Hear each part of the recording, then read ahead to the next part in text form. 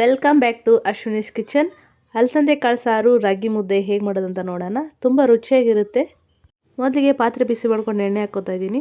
ಸಾಸಿವೆ, ಜೀರಿಗೆ, ಕರಿಬೇವು ಸೊಪ್ಪು, ಚಿಕ್ಕದಾಗಿರೋ ಈರುಳ್ಳಿ ಕಟ್ ಮಾಡ್ಕೊಂಡು ಹಾಕ್ಕೋತಾ ಇದ್ದೀನಿ. 1 ಬೌಲ್ ಆಗೋಷ್ಟು ಅಲಸಂದೆ ಕಾಳು ಹಸಿದು. ಸೊ ಈಗ ಇದನ್ನು ಹಸಿ ವಾಸನೆ ಹೋಗೋವರೆಗೂ ಚೆನ್ನಾಗಿ ಬೇಯಿಸ್ಕೊತಾ ಇರಿ. ಮಸಾಲೆಗೆ ಕೊಬ್ಬರಿ ಹಾಕ್ಕೋತಾ ಇದ್ದೀನಿ, ಸ್ವಲ್ಪ ಬೆಳ್ಳುಳ್ಳಿ, ಸ್ವಲ್ಪ ಕೊತ್ತಂಬರಿ ಸೊಪ್ಪು, 2-3 ಟೊಮ್ಯಾಟೊ, ಕ್ಯಾಪ್ ಮುಚ್ಚಿ ಗ್ರೈಂಡ್ ಮಾಡ್ಕೊತಾ ಇದ್ದೀನಿ. ಈಗ ಗ್ರೈಂಡ್ ಮಾಡ್ಕೊಳ್ಳೋಕ್ಕೆ ಬೇಕಾದಷ್ಟು ನೀರು ಹಾಕ್ಕೊಳ್ಳಿ. ಈಗ ಅದಕ್ಕೇ ಅರಿಶಿನ powder, chilli powder, sambar powder ಹಾಕ್ಕೋತಾ ಇದ್ದೀನಿ. ಈ ಮಸಾಲೆನ ಸಾಂಬಾರ್ಗೆ ಹಾಕ್ಕೋತಾ ಇದ್ದೀನಿ.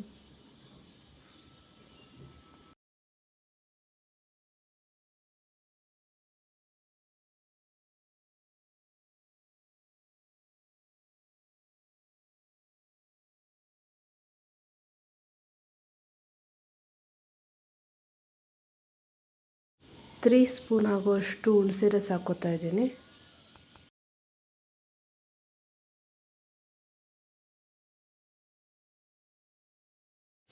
ಒಂದೂವರೆ ಲೋಟ ಅಷ್ಟು ನೀರು ಹಾಕ್ಕೋತಾ ಇದ್ದೀನಿ. ನಿಮಗೆ ಬೇಕಾದಷ್ಟು ತಿಕ್ನೆಸ್ ನೋಡಿ, ನಿಮಗೆ ಎಷ್ಟು ಬೇಕಾಗುತ್ತೋ ಅಷ್ಟು ನೀರು ಹಾಕ್ಕೊಳ್ಳಿ. ನಾನು 1.5 ಲೋಟ ಹಾಕ್ಕೊಂಡಿದ್ದೀನಿ. ಈ ಫ್ಲೇಮಲ್ಲಿ ಕುಕ್ ಆಗೋಕ್ಕೆ 5 ಮಿನಿಟ್ಸ್ ಬಿಟ್ಬಿಡಿ, ರೆಡಿ ಆಗುತ್ತೆ ಸಾಂಬಾರು. ನೆಕ್ಸ್ಟ್ ಈಗ ಮುದ್ದೆ ಮಾಡೋದು ನೋಡೋಣ. ನಾನು ಈ ಕಪ್ಪಲ್ಲಿ 3 ಗ್ಲಾಸಷ್ಟು ನೀರು ಹಾಕ್ಕೋತಾ ಇದ್ದೀನಿ.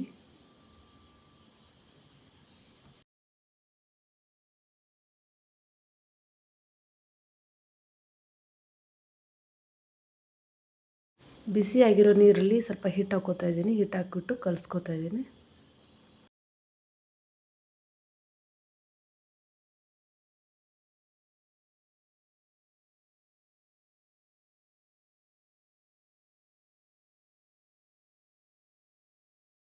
ಹಾಗೆ ನಾನು 3 ಮುದ್ದೆಯಷ್ಟು ಮಾಡ್ತಿರೋದು. ಸೊ ಈ ಬೌಲಲ್ಲಿ ನಾನು 3 ಬೌಲಷ್ಟು ಹಿಟ್ಟು ತೊಗೊಳ್ತಾ ಇದ್ದೀನಿ.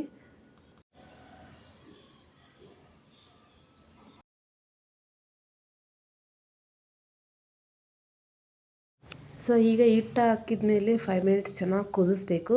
ಕುದಿಸಾದ್ಮೇಲೆ ಮುದ್ದೆ ಮಾಡೋಕ್ಕೆ ರೆಡಿ ಆಗುತ್ತೆ. ಇದು ಮುದ್ದೆಕೊಂಡು ತೊಗೋತಾ ಇದ್ದೀನಿ. ಇದನ್ನು ಇದರೊಳಗೆ ಹಾಕ್ಬಿಟ್ಟು ಚೆನ್ನಾಗಿ ತಿರುಗಿಸ್ತಾ ಇದ್ದೀನಿ. ಈಗ ನಿಧಾನಕ್ಕೆ ಮಧ್ಯದಲ್ಲೇ ತಿರುಗಿಸಿ ಗಂಟಿಲ್ದಂಗೆ.